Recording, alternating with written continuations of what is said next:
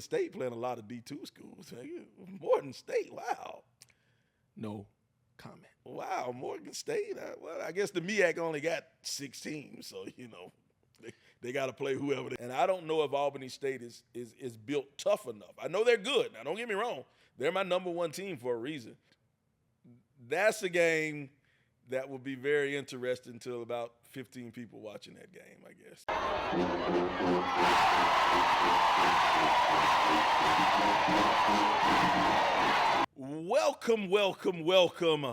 Welcome to the. We still hadn't figured out a name. We don't have a name yet. We don't have a name. We remain nameless. We're not faceless. Not faceless. Not faceless. Because he's Jamie Walker. And that's Sly the sports guy. I'm Sly Williams. Yeah, Sly Williams. I guess this is the SIAC football review show for now. For now. Until you guys think of something better. We are accepting nominations, suggestions, and whatever other synonym you can fill in for. Nobody's taking advantage of production and songs and things of that nature to send in. I'm telling you, man. Song. So let's give our socials out, man, just in case. Sly the sports guy. Yep. Sport Voice JW. Sport Voice JW. Send it to us, or you can send it to @HBCUGameday. If you have a song, an opening theme, we need an opening theme. Outstanding. And we need a name. Now I got a clear black shirt on this week because Steven told me I can't be cross promoting on here. He said that the pullover was fresh, but I can't be cross promoting on here. So we'll just keep it here. But the Negro League hat on, got to represent, sir. And we also we need to talk about what we're here for. We talking about everything else but what we're here for. We do. But we still need a title sponsor. We need a title sponsor. If you want to give us them ends, we will take them. We will take it. Well, we're going to break down some SIAC football today. We'll break down some SIAC football, and we're not going to play around with it. We're going to jump straight into this thing. We're going to jump straight into it. Exciting week in the SIAC. Started off on Thursday night in Columbia, South Carolina. Tuskegee, it was a battle of the Tigers. The Golden Tigers taking on the Benedict Tigers. And looky, who found some offense, Jamie? First of all, this show will be dedicated to my apology tour. I'm going to start off with the first one. I'm sorry for 2000. Now, man, look, the Benedict Tigers, who I fully expected Coach Ron Dickerson and that brain trust to have that offense really put together this year. Of course, we always talk in terms of football that defense is always ahead of the offense, and that very well may be so. When we talk about Division II HBCUs, we don't know what personnel is going to be there quite yet, but as they have gone on throughout the season, won their first 2 games by the score of 10-0. So at the end of the day, we didn't know where their offense was coming from, but Darius Ocean, the transfer from Betty's Ford Road up there, and Johnson C. Smith of the CIAA, came in and has shown himself to be very valuable for this offense, and finally is able to start clicking and really have some chemistry with these receivers. And 4 touchdown passes later, Benedict routes Tuskegee in a shocker. I want to apologize to the Benedict offense. Was it a shocker? Not for you. You picked him. I picked him. You picked him. It's my apology to him. I picked him. Hey, I always thought Benedict had the best defense in the conference. I think we both agree that Benedict had the best defense in the conference. And it was just a matter of time until their offense showed up. Coach Dickerson, he's an offensive guy. That's what he does. He coaches offense. He's an offense coordinator. Now he's the head coach. So eventually that offense has to show up. And it did, and it showed up at the right time, at the right place. Ocean came out. They put 45 points on the board against Tuskegee, 45. And the thing is, it was basically 45 in the second and third and fourth quarter. The first quarter, they were still trying to find their way. Tuskegee had a lead. I think Tuskegee was up 17. I think they were up 17-7. Mm-hmm. And then Benedict just turned it on.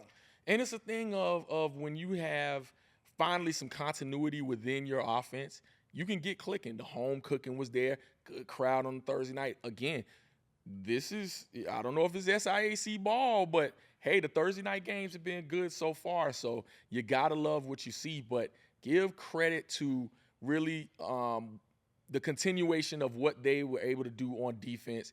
You know, that defensive line continues to show themselves to be so effective. Israel Nwokocha playing lights out, and the rest of that defensive line. But the offense really showed itself to be so effective against Tuskegee. Tuskegee came out on fire. You know, Rashawn Beal came out, you know, does what he does. He shows himself to be a quality quarterback. But that offense just slowed down, and Benedict took advantage early and often, man. Gotta love what you see out of the Benedict Tigers. Good job to Benedict. Those fighting Tigers up there on the corner of Hardin and Taylor Street. Shout out to Benedict. Well, talk about offensive explosion. Let's talk about another team that put up some points this weekend, Savannah State. Savannah State took out Miles 45-19. 45-19. And let's just be honest, when you're playing Miles, you're supposed to put up 45 points. You're supposed to. It's a learning lesson for Miles. But Miles had them close the first half. It was a close game the first half. First of all, shout out to the Savannah State Tigers. They played well. They did what they were supposed to get the victory. They did. But Coach Good, you can obviously see that young squad is getting better. Yeah. And it gives me so many parallels of what Coach Sam Shade did in his first year and the growth from that first year to that second year where they became a contender. So I think they wasn't getting blowed out like this. They weren't getting blowed out. But when you're talking about, if you look up and down that roster, I don't think that squad was as young as this Miles squad. I'll give you that. So I think when you're looking at what they're doing now, you know, they lost the game clearly, and no one, you know, horseshoes and hand grenades. We used that analogy before. But I think Miles is starting to get better. But let's talk about Savannah State for a second, because that was one of the teams that we thought was going to be a sleeper and a content. You thought okay, you one us thought you thought they were going to be a sleeper. I thought it was going to be Savannah State.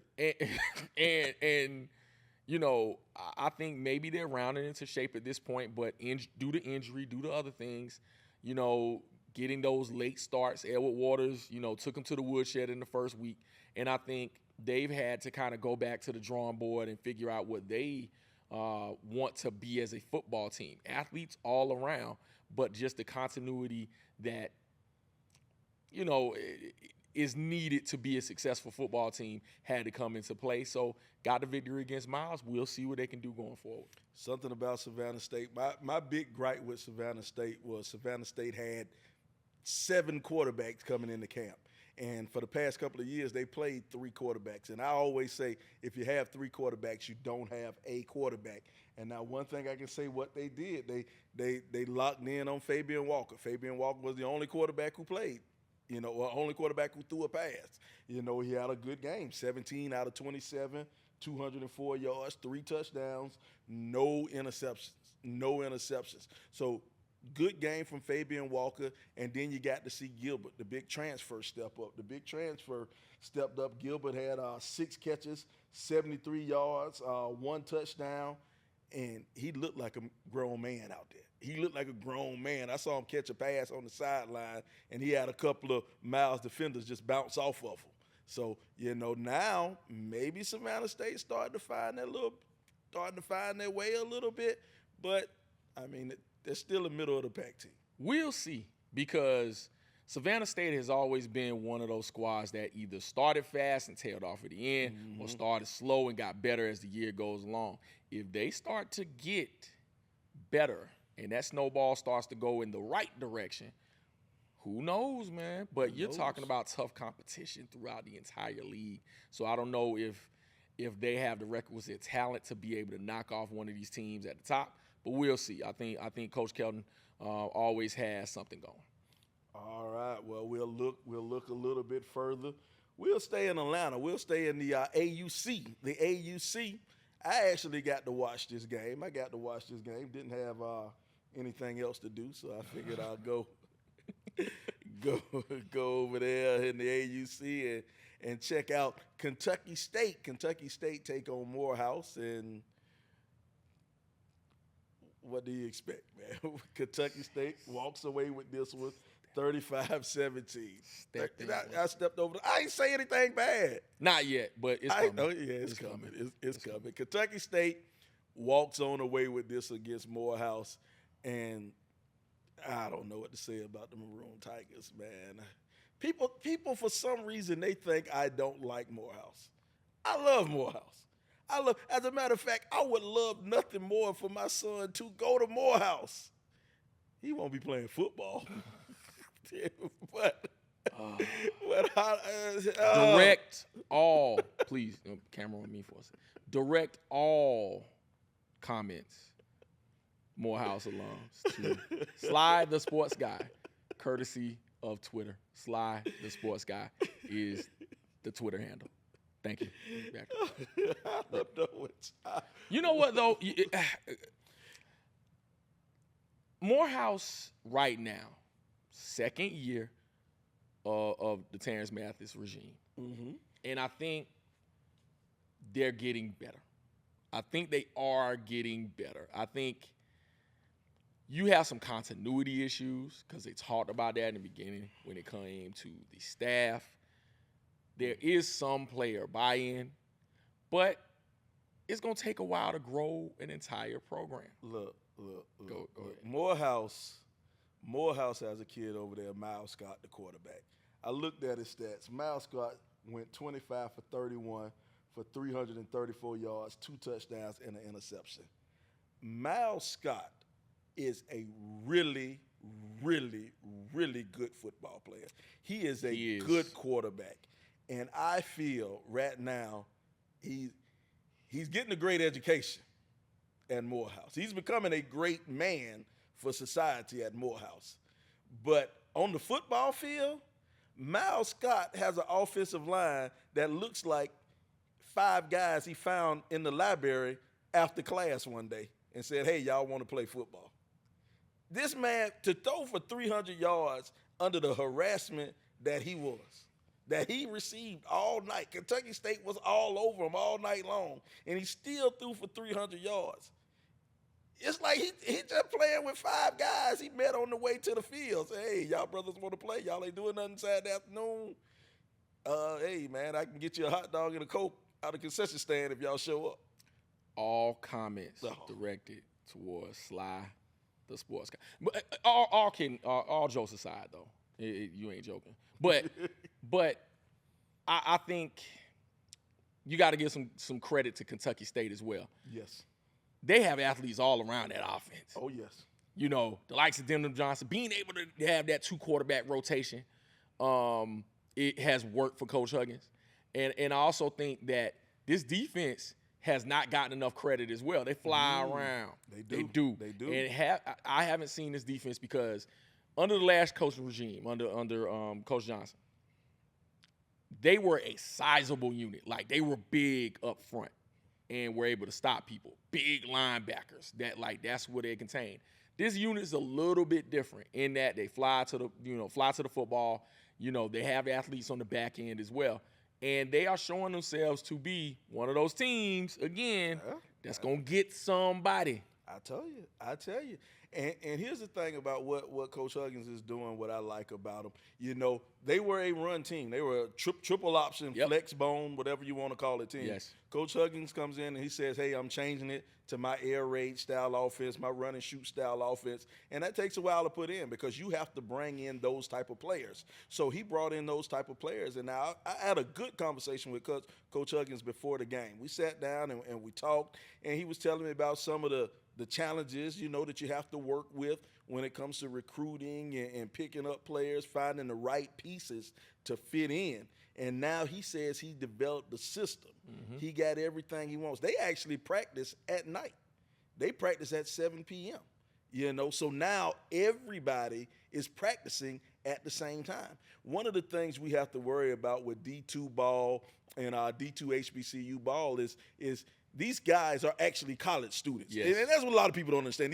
These kids are actually college students. So classroom comes first. They have to go to class. And now sometimes you'll have certain classes in your major that kind of shift over into when you would like to practice. So that throws a kind of knuckleball for a lot of coaches.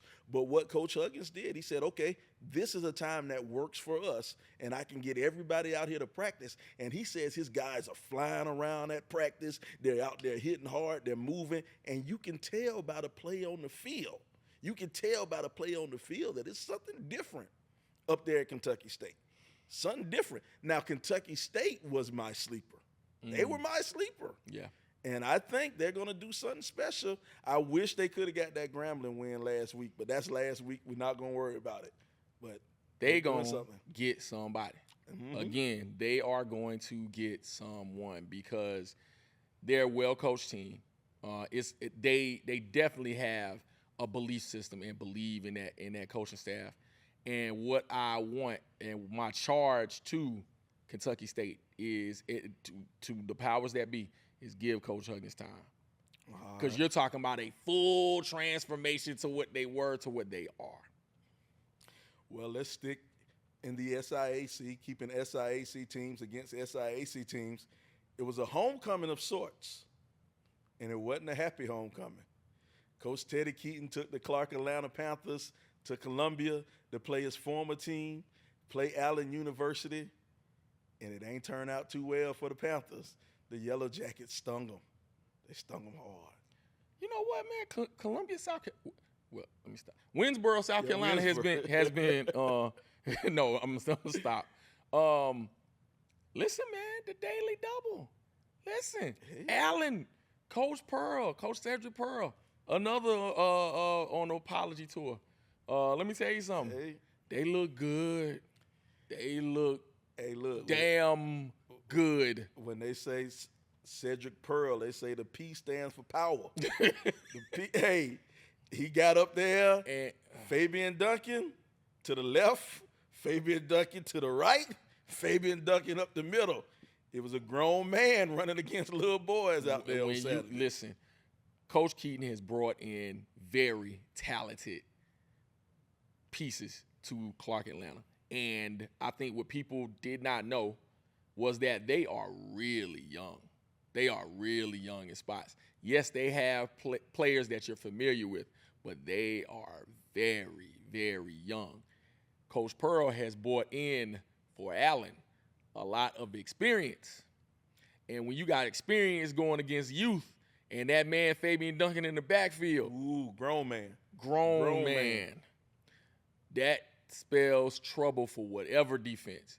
I may have slept on them because I think when you're looking at the record and looking at past games and the likes of, playing the likes of Livingstone, who is a good team in the CIAA. Mm-hmm. They are doing well so far. I think they just beat Bowie State, one of the, perennial contenders, not in the last few years. But I did not know what Allen would be going forward. And now this offense, along with the defense, and defense was left to be desired. It was sold separately in this game.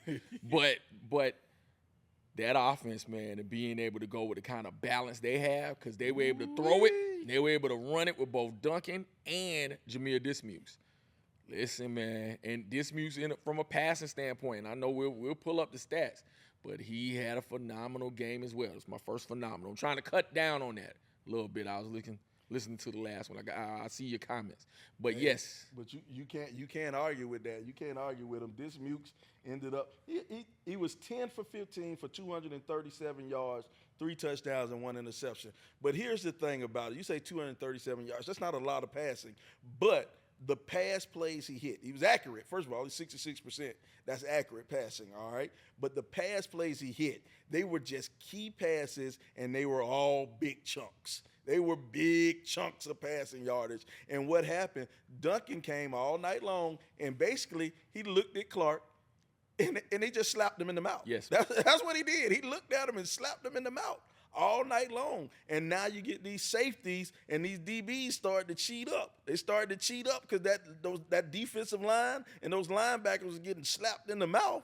And now these safeties started to cheat up, and Dismukes just went over the top. And listening to the game on the way home, and just feeling out what the vibe was when it came to Allen. Without having the stat in front of me, I know Fabian Duncan was averaging 6-7 yards per carry. Now I know we're gonna pull that up, but when you get that many yards on first down, it's hard to stop a squad because you can do whatever you want to on second. Stats for Fabian Duncan: 46 carries, for 229 yards, 3 touchdowns, and 5 yards a carry. 5 yards, and this is 5 yards of me just hitting you in the face constantly, just pow, let me knock you in the jaw, pow.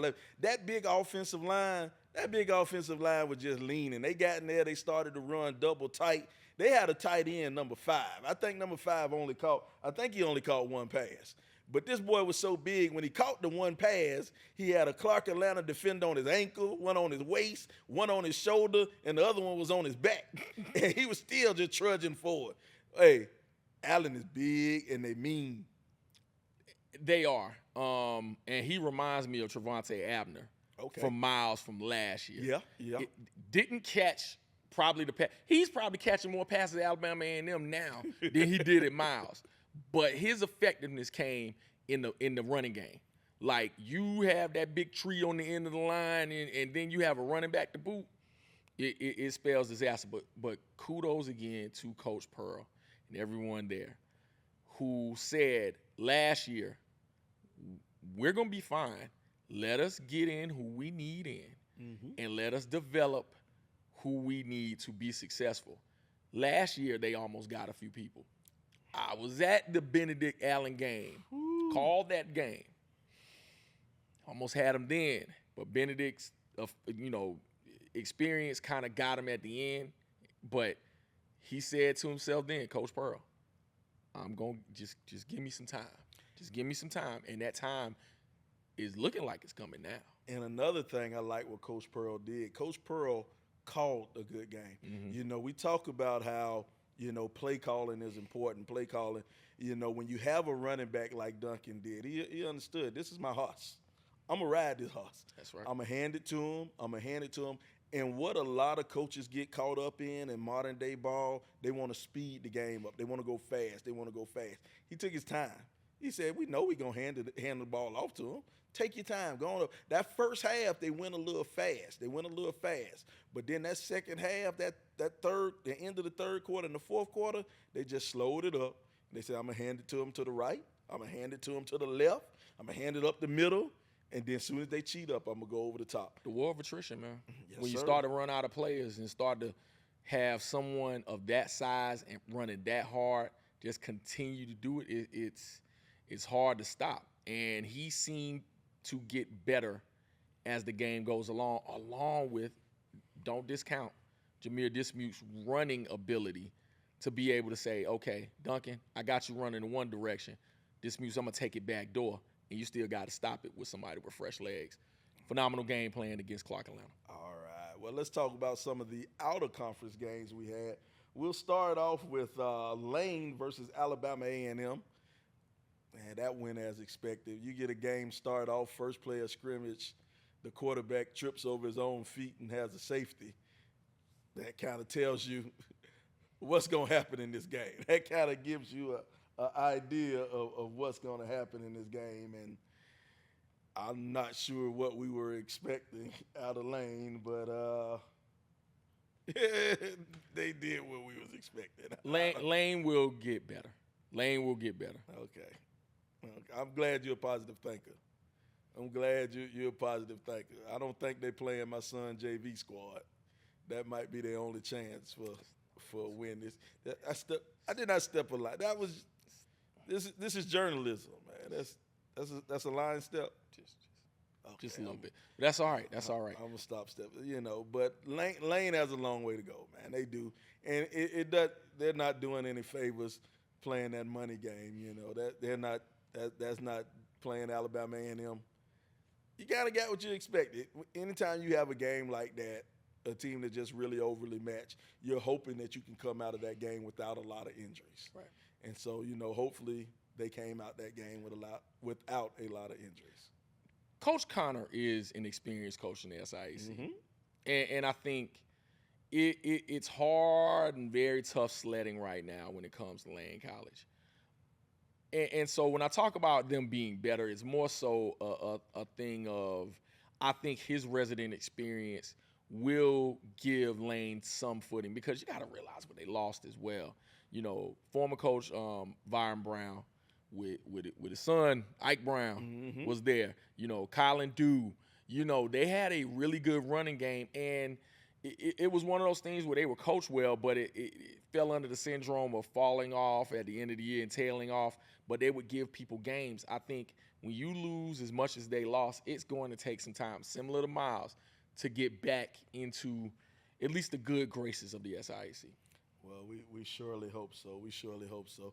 Well, we'll discuss the next pick up your check and a butt cutting game. Morgan State defeated Central State 27-0.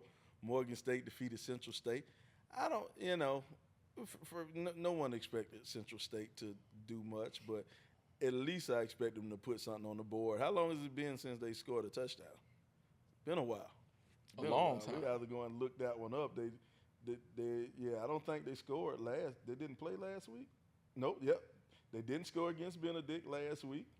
They didn't score against Kentucky the week before. Oh, they did score against Kentucky State in Detroit. Okay. They played that game in Detroit. They did score against Kentucky State. And they scored 24. Yeah. They scored 24. Wow. Well, Central State taking more. They got the check, though. You That's know the what? Important thing. They did, and I actually looked at this game for a while. And starting off, they did well offensively. They were able to move the ball, but again, when you make mistakes and turnovers and things of that nature, you can't get on a good offensive footing. But even on defense, they played pretty well. Now Morgan State is not going to be your offensive juggernaut. They're just not. They rely on their defense heavily. But for a while there, it was, and primarily because of Morgan's offense, a close game for a while. But I think when you talk about the amount of, I always point to this when it comes to playing up a division.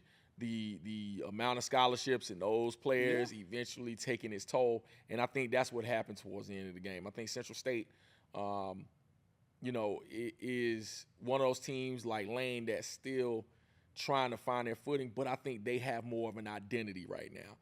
Tony Carter and everyone on that staff, they want to be a defensive ball club that wants to be opportunistic and just, a ball control offense, or, they're somewhere between, dynamic playmakers, because they have people on the staff that have been, those people, and just trying to get enough continuity just to score. So they're still in flux right now, but it is what it is. All right. Well, we'll have our next out-of-conference game, and this was a heartbreaker right here. Delta State took out Fort Valley 21-16. 21-16, Delta State took out Fort Valley. Fort Valley had the lead for almost all of the game. They had it for almost all of the game. Came down to the fourth quarter, final drive. Well, back up a little bit. Their exciting freshman quarterback, Don Hudson Jr., got hurt, had to come out the game. Then they were still up. And then the final play, I'm sorry. Delta State took the lead. And then Fort Valley came back. Scored with less than a minute left, or maybe a little bit more than a minute left. But after they scored, they got an unsportsmanlike conduct penalty. Some kid, and I wish I knew his name, because if I knew his name, I would call out his name. I would call out his name. I knew which kid got this penalty. But he got an unsportsmanlike penalty that made Fort Valley kick from the 20-yard line instead of the 35. Delta State returned it all the way to like the other 40. Then Delta State, all they had to do was go and punch it in the end zone for the win. That hurt me. That hurt me. Heartbreaking loss for Coach Watson. They are and if I'm not mistaken, still winless. Still winless. The best winless team in this conference. I think so. Because they have been so close. But it just goes to show you that it's going to take some time to put it all together, but they are on really good footing right now. You can see the talent, and I think, without disclosing a few things, I think you may be able to disclose it now, but they're going to have a tough time going forward because I think one of the people that they were relying on to win some games this season will not be there the rest of the year. So it's kind of one of those things that I think they have put a lot into the philosophy of this football team. They have played some really good and ranked opponents this year in Division II. And I think you've seen their potential, but again, potential to get you beat, especially when you have mistakes like that. There you go. Tough one for Fort Valley. Our next game is our shout out to the 2 Live Stews. Shout out to the 2 Live Stews. We're going to give props to Doug and Ryan Stewart. Our back to life, back to reality. Edward Waters took on Bethune-Cookman, and this was one of them old-fashioned Edward Waters taking it tough. They lost to Bethune-Cookman 35-9. They lost 35-9. Kind of after that big win from Virginia Union, now it's back to good old Edward Waters. But they were playing a D1 school. Yes. They're playing a D1 school, so it wasn't like they lost to the Sisters of the Poor. Right. They did lose to a D1 school, and Bethune-Cookman said, hey, you guys are the little brother here. Let me take you out real quick. Look, shout out to Cameron Ransom and all of those skill players for Bethune-Cookman who said this will not happen again. This shall not happen again. It's one of those things where we've already done this once. We're not going to let a team from the SIAC take us out. And they played like it from start to finish. It was never close. No, it was never a thing where it was in doubt at all. Bethune-Cookman, from the outset, put their foot on the gas and never let up. And so there were mistakes by Noah Bodden in that game that led to them being down. And they just could not do anything really to right the ship at all. And congratulations to head coach Brian Jenkins, who signed. They took the interim tag off. Took the interim tag off. But I don't know if it was a preliminary thing of. Did he do it before or after the game? I think he might have took it off before the game. I'm pretty sure it was before they signed the contract. They had some news about it, took it off. But President Faison said, "Look, we got our guy. Let's make sure we go ahead and lock him in." And if in some people's eyes, it was an audition game because he had been, at Bethune-Cookman before, highly successful there during his tenure. But again, you're not playing the same kind of you're not playing a team that's on your level in relation to scholarships. And so I think, unlike last year for Bethune-Cookman, you didn't get caught up and you were going to make sure that you played this team all the way. For a team that was also seeking their first win. So don't lose sight of that as well. So, again, I think Edward Waters will be just fine as they come back into SIAC play. All right. Now, what we're going to do, we're going to pull up our picks for last week. Last week, we try to update our rankings every week. We want to give you a SIAC from the top to the bottom. So we give you what our rankings are from top to the bottom. So let's pull up Jamie's picks. Who did Jamie have ranked last week? We're hiring a new producer too. We're looking for a new producer. I don't know where.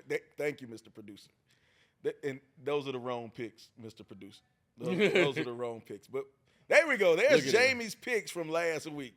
There's Jamie's picks from last week. Because I know good and well I ain't have Benedict that low, so I knew that was the wrong graphic. However, SIAC rankings, you can see what's going on here. And now let's see what you did this week. Let's bring back this week, Mr. Producer. There you go. Look, man. Got some changes. Look. Got to give Benedict that credit. Got to give Allen their credit. Columbia, South Carolina said they got something to say right now. They got something to say They got something to say. And the Battle of Taylor Street might determine a few things at the end of the year. That could mean something. It very well could. That could mean something. But when you look at, I mean, of course, we're talking about Lane, Miles, Central State, Morehouse being better than them, along with a few others. And, I still have Albany State at the top. I think you can't, despite their loss to Florida A&M. Yeah, you can't count that. Right. Those amount of starters they have back there playing well, I think you're good. Edward Waters, right there. They beat some quality opponents. The win against Virginia Union. And then when you look at their common opponents, things, of that nature, they're right up there. Benedict's got to be, Benedict's got to be third. They're impressive. Yes. Impressive.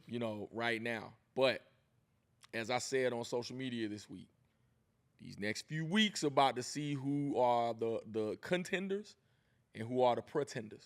Gotcha. We're going to see. Clark Atlanta's right there as well because I think they have an important game this week versus Benedict. So That's a big-time game. Absolutely. That's a big-time game. We're going to see some things. I'm not going to predict that one because I'm calling it. Well, we're going to predict it later on. You got to predict it. You know what, man? We're going to wait till later on in the show to do it. Okay. We're going to wait later on the show. That's called a tease. Okay. We call that a tease in the business. It is. There you go. All right. Now we can bring up my predictions from last week. We'll bring up, not my predictions, my rankings from last week. Those were my SIAC rankings from last week. And like I had Clark Atlanta and Tuskegee up there pretty high. I think that might need to change a little bit. So let's go ahead and bring up my new rankings for this week, our Week 4 rankings. Albany State at number 1, Edward Waters number 2, Benedict number 3, and Allen number 4. Those two Columbia teams right there. I got Clark Atlanta 5, and 6 I got Kentucky State. Kentucky State is going to be they're a good team. They are a good team. Tuskegee at 7, Savannah State at 8, and Fort Valley at 9. If Fort Valley would have won, I think I would have moved Fort Valley over Tuskegee if they would have won. Ooh. But if don't mean much. If it was a fifth, we'd be drunk. There you go. And then rounding out that bottom, there you go, Morehouse at 10. So for all the people who think I hate Morehouse, I don't have Morehouse at the bottom. And I have not put Morehouse at the bottom. For all the people who think I don't like Morehouse. You got Miles at 11 because Miles did actually score, Central State. Miles did actually score, so Miles is at 11, Central State at 12, and Lane bringing up the bottom. So there you go. Those are our rankings. Now, next week, we don't have any Thursday games next week. So we'll start off on Saturday. We'll go down in, I guess, chronological order. Allen versus Albany State. Huge game. This is a game bigger than I thought it was going to be at the beginning of the year. Very much so. Bigger than I thought it was going to be. And I think this will be kind of two contrasting styles. I don't think Albany State can stop Allen in the run. Nobody's seen, if Allen does what they did last week against Clark, they're going to run it straight at you. And I don't know if Albany State is built tough enough. I know they're good. Now, don't get me wrong. They're my number 1 team for a reason. But Allen is tough in the run. But Allen doesn't have a good defense. Albany State has a great offense. It's going to be tough. But I'm from Columbia, South Carolina. So. Of course. We know what you're going to do. I got to go with Allen. Okay. I'm going to go with Albany State. Ooh. Because I think they have the ability to both play ball control and be a high-flying act. I think they have enough starters on defense. Unlike Clark Atlanta, who is young and inexperienced in a lot of spots, I think Albany State has enough experience to be able to adjust to Fabian Duncan in that running game. And whether or not Jameer Dismutes can pick apart that defense will be the only question I have going into the game. That's a good one. That should be a good one. It's at 1 o'clock too. Oh yeah, that should be a good game. All right, the next one is a game where somebody has to win. Somebody has to win. I'm not even going, because I haven't looked at your computer. So I would assume Miles versus Lane. Close. Central State versus Lane. Okay. Central State versus Lane, playing in Rochester, New York. The classic. Playing in Rochester, New York. And I don't know if Lane is taking a bus there. I don't know. Hopefully they're flying. I don't know. But that's a game that will be very interesting to about 15 people watching that game, I guess, you know. Well, they don't have HBCUs in Rochester. Okay, well, yeah. So it's one of those things where I think the people will turn out. So it should be a good crowd for the Classic. My bad. There will be a lot more people than 15 at the game. There'll be a lot of people at the game. Yes. I'm sorry, 15 people who care about the game. That's what I meant to say. Come on back. Did I stepped over the line again? Just stepped. Come on, I'm trying to get better, man. Okay. But Lane and Central State. I don't even know how to pick this one. I don't either, because I think the contrasting styles in Lane's offense, who has actually scored when they played Lincoln, Missouri. Oh, God. Actually put up some points. I looked at the film. I do that. Look at. You know, we both look at film. You know, so it's one of those things where, you know, they have scored. You trying to tell me your success is based off of Lincoln? versus Central State, who has scored at some point against Kentucky State. So this is a pick'em. If we were betting, we are not. My granddaddy told me a blind squirrel can find a nut. You know, eventually, you know, everybody gonna score. I don't know, man. Central State. I'm gonna go Central State too. So I guess we'll both just say Central State. Okay. We don't have anything better to say. We don't. All right. Benedict traveling to Atlanta to play Clark. Should be a good one. Which way you gonna go with this one? Oh man. I'm not going to pick the game. Why not? You gotta pick the game. Because I'm calling the game. And that don't you can still you know how when it comes to announcers, you shouldn't be, you know, the bias and this, that, and the third when it comes to, you know, you're doing the play-by-play. You don't want to skew towards one squad or another. But I'm gonna make an exception this time, Sly, because we're doing this show. Wow. I'm going to go with Clark Atlanta in this game. I'm going to go with Clark Atlanta. And here's why. I think they will be able to make enough plays on defense. I think this last defensive game for them was not their finest hour. Again, I told you, defense was sold separately. If they can cut out their mistakes, I think they'll be fine defensively. The determination will be if they make mistakes defensively and have lapses. I think they'll be fine, because as much as we saw a lot of our offensive output for Benedict in his last game against Tuskegee, I think the defense holds up and does just enough for this offense. And like I said, without disclosing anything, what his offense will look like going forward for Clark Atlanta, I think they score enough points. I think they outscore Benedict. That's a good one. I mean, I think everybody probably pretty much knows who I'm going to pick. I mean, that's not true, because I saw you, man. What was it, last year when in the championship game? I host the Coach Teddy Keaton show. I host the Coach Teddy Keaton show. That means absolutely nothing, sir. So, I mean, Benedict versus Clark.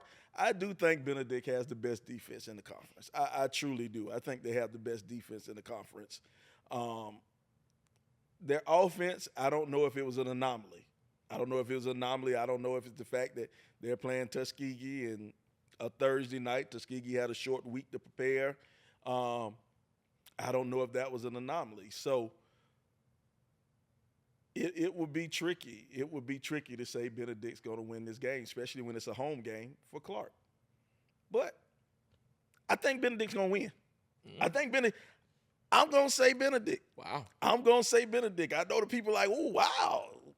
Hopefully Hopefully I still got a job next week. I'm not surprised, sir. Hopefully I still got a job next week. But still, I do think Benedict's offense has hit a stride. I think they've hit a stride, and I don't think Clark's offense is good enough for Benedict's defense right now. I think they're going to play a young quarterback, and he's going to see a type of pressure from that Benedict defense that he's not used to. You know, Allen's defense isn't anywhere close to Benedict's defense. And so I think that young freshman's going to see a couple of different looks that he's not ready for, and he's going to see some pressure coming from that front four, and it may confuse the young freshman. So I'm going to say Benedict. All right. Next game, Miles going to pick up the check. They'll be playing Morgan State. Morgan State playing a lot of D2 schools. Morgan State, wow.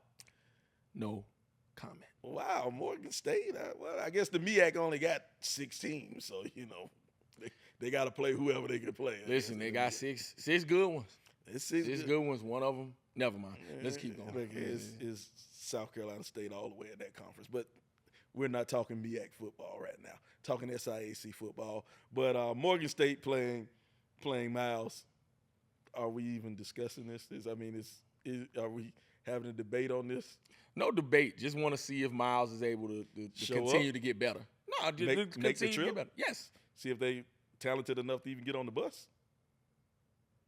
There's that line again. That's about it. That's all they're gonna do is just it's a nice bus ride up to Baltimore. Hopefully they don't run into Avon Barksdale. Don't do it. They don't run into Avon or Marlowe, you know, Brother Mozone, anything out there. But it'll be a nice trip. They'll get to see. Hopefully they can have some crab cakes. Yes. Hopefully they can have some crab cakes while they're up there. There you go. All right, next one, Fort Valley State versus Tuskegee. Under the shed. I'm calling that one. I'm calling that game. It'll be the ESPN Plus game. I'll be calling the ESPN Plus game with my man Kamari Darrington. Kamari, shout out. One of the best in the business. One of the best in the biz.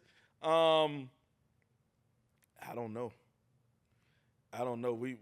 We said it earlier. Fort Valley's the best non-win team in the conference. Quarterback did get hurt. I'm not sure if he'll be playing or not. And this is a tentative pick. If Don Hudson Jr. plays, I think Fort Valley will win. If Don Hudson Jr. doesn't play, Tuskegee will win. And Tuskegee will win by probably 2 or 3 touchdowns. Wow. Because Fort Valley does not have an offense at all. Kudos to the 2 guys who played that West Alabama game. One of them could really run. One of them was a really good scrambler, but they couldn't hit the broadside of a barn throwing the ball. So, and their defense and Fort Valley's defense is good. Those guys are good on defense. They have 2 linebackers who fly around the ball. I'm talking about, I'm an old linebacker, so you got 2 guys who go sideline to sideline. Fort Valley got it. They got it. But on offense, if Don Hudson Jr. isn't playing, they're not moving the ball. So I fully agree with you because it's not but so even if you're a great defense, not but so much defense you can play without an offense because you're on that field a long time. Yep. So I guess since I got to make a pick, I'm going to say Tuskegee because I don't know if the kid's playing. So I'll say Tuskegee. Tuskegee. I agree with you. We'll both go Tuskegee. All right. Kentucky State playing Savannah State. This game is better than I think any of us could have expected at the beginning of the year. Yes. Savannah State is playing well. They're again, that lost to Edward Waters. Are they playing well? Okay, they played Miles. I thought about it after I said it. They played Miles. They did. They did play Miles. They let Miles have some offense in it. They did. So, are they back? 7-point game at the half when they played Miles. It was. Kentucky State can absolutely score the ball, though. They can. Here's my one reservation about this game for Kentucky State. Kentucky State's in Frankfort, Kentucky. Frankfort, Kentucky to Savannah, I think, is a 12-hour bus ride.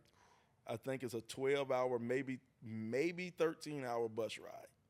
That's a long trip down. You know, they'll probably leave Kentucky at midnight. I'm not sure. They'll probably leave at midnight on Thursday, make that trip down, get there after being on a bus for 12, 13 hours. You'll get there Friday at noon, and then you can't check into the hotel as soon as you get there. Right.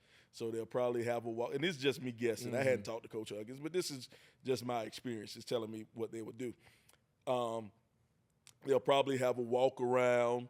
They'll walk around. They'll eat dinner, and then they'll go to bed, and then they have to get up and play. And it's a 6 o'clock game. Okay. It's a 6 o'clock game. So maybe they can be rested and be recovered to play that game. But that's a lot. That's a lot when you got, 300-pounders telling them to sit on a bus for 12 hours. That's a lot. Savannah State, their offense hopefully is starting to come around. Their defense has always been solid. But because of that ride, that's what's making me so hesitant to say Kentucky State. But I'm going to say it anyway. I'm going to go ahead and I'm going to say Kentucky State. I like what the young running backs are doing over there at Kentucky State too. Yes, I think they're hungry. And I think we're I said it earlier, I think we're underestimating the ability of Kentucky State's defense to really stop people. Even though Savannah State has athletes, especially on the outside, I still think Kentucky State will do enough and outscore Savannah State to get the victory. All right. Well, y'all know you're high on that defense, but they gave up 24 to Central State, That was the beginning of the year, though, improving. Anybody who let Central State score, it's hard for me to champion that. All right. And the final game, 6 o'clock in Jacksonville, Florida, Edward Waters University, no longer college. That's right. Taking on the mighty Maroon Tigers of Morehouse. I said last week that anytime you play a D1 team, you want to schedule a bye week after that. And if you can't have a bye week, the next best thing after that is to schedule Morehouse. So the schedule makers worked out. After playing Bethune-Cookman, they will be playing Morehouse. So it worked out for Edward Waters. Edward Waters by 35.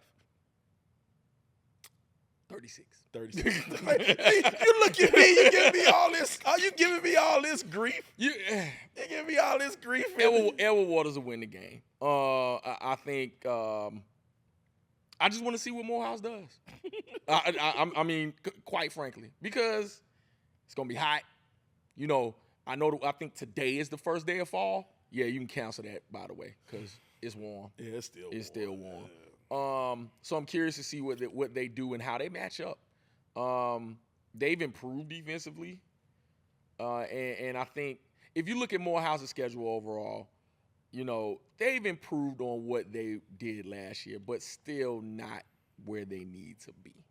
And Miles Scott has to go against this relentless defense of Edward Waters. They're gonna be all and that back end, like they can rush the passer too. Please don't get it twisted. I've seen it up close and personal. But also the likes of David Law Mortimer in the back end and others. I'm curious to see what Morehouse looks like against his defense. Well, you never know. And you never know, Miles Scott this week, he could walk by the library and he could see 5 different guys sitting in the library and ask those 5 guys if they want to play on the offensive line. So it could work out differently for him. I tried to keep a straight face when I said that. I think Kevin Garnett said, anything is possible. Anything is possible. Well, that's the SIAC, man. We have some great matchups this week. Great matchups coming up. And you can catch all of those matchups. You can either catch them on the SIAC Network. It's SIACnetwork.tv. Few of the games will be on ESPN+. Where Clark Atlanta TV will have some of those games. You should be able to check those games out, man. Check all the games out. Make sure you support the SIAC this week. Check out all the games. If you can't go to a game, watch it on TV. Watch it on your phone or your computer or on your smart TV. But try to be in the stadium. Yes. Try to be in the stadium. Yes. So if you happen to be at the at Cleve Abbott Memorial Stadium, I'll be there. Stop by, talk to me. Buy me a hot dog. So y'all going to the Cleve? We're going.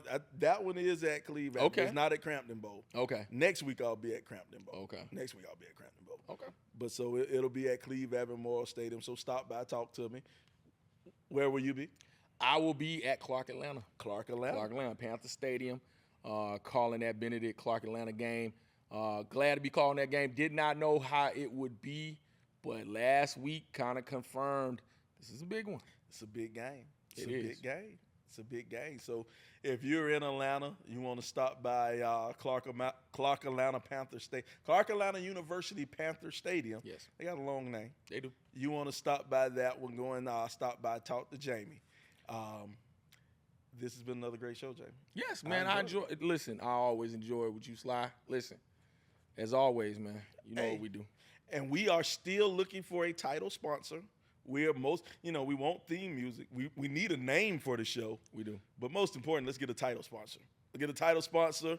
We get somebody in here who can take care of the show. We'll take care of it, We do accept alcohol sponsors too. Yeah, listen. Any liquor sponsors, any food sponsors. Two big guys. We'll take a nice food sponsor. Listen. Clothing. Whoever. If you want to sponsor the show, let us know. Hit us in our inbox. Well, he's Jamie Walker, Sport Voice JW on Twitter. Hit him up. I'm Sylvester Williams at Sly the Sports Guy. This is the SIAC Football Review Show here on HBCU Game Day. We'll see you next week.